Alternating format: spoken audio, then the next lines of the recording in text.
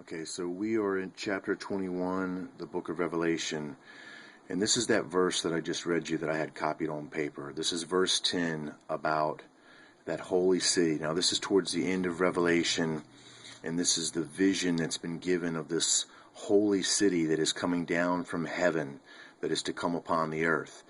Now, what I'm telling you is that this is a spiritually fulfilled prophecy, and that it doesn't have something to do with the material kingdom coming down.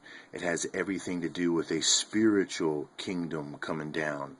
And that spiritual kingdom is the same spiritual kingdom that you're entered into now. It just is that when Christ returns, he will usher in the kingdom in full around the whole globe, and no longer will we be suffering under the strain of this deception any longer.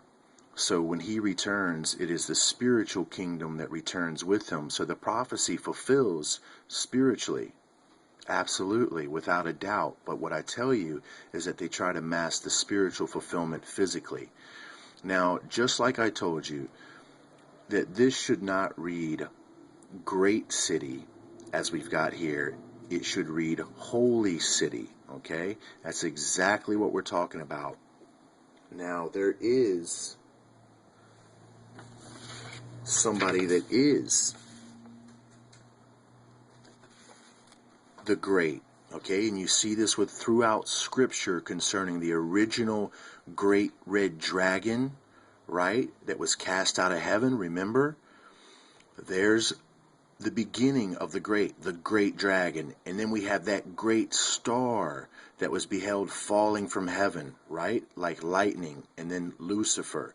And then we have that great mountain that we looked at in the book of Enoch, that we looked at Revelation in 8:8, the second trumpet. And then we looked at Barack Obama, who is symbolizing himself with a mouth speaking great things, right? And then we have Babylon the Great, and then we have that great city. There are so many references that are just a simple evolution, a continuation of the original great dragon and that war in heaven. When that dragon was cast out of heaven, the dragon symbolizes the whole assembly of those that followed Lucifer. And that is why you see that dragon symbolized with so many heads and crowns.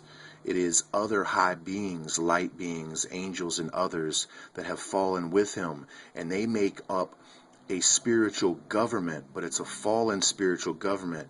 And as it's depicted coming from the sky, then the prophet envisions it as a great falling star. And then once that star lands upon the earth, it is depicted as this great mountain which rules over the land, that is higher than the land that it dominates.